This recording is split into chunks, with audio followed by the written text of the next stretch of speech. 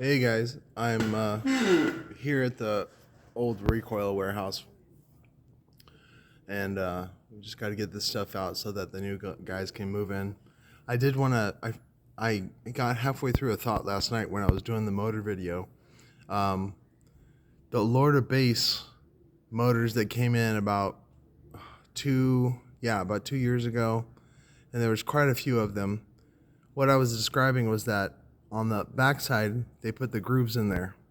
On the top side, they left it flat, like just, smooth.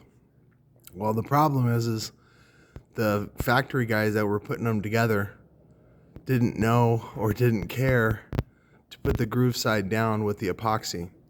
And so there was a lot of, what is it called? Shifts. So there was a lot of shifted top plates. And I know this because I bought several dozen and I had several dozen shifts. Fortunately, I had the tools and the means to fix them. I know there was a lot of you that didn't. And so it was kind of disheartening that you were buying these motors and, they're new. But, then again, nobody else really sells just motors. Like, Fire, DC, none of those guys do.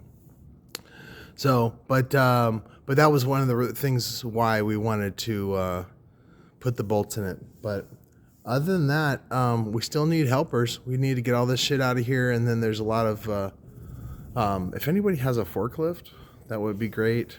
We just need more forklifts. What else? I think that was it. Other than that, thanks for your patience.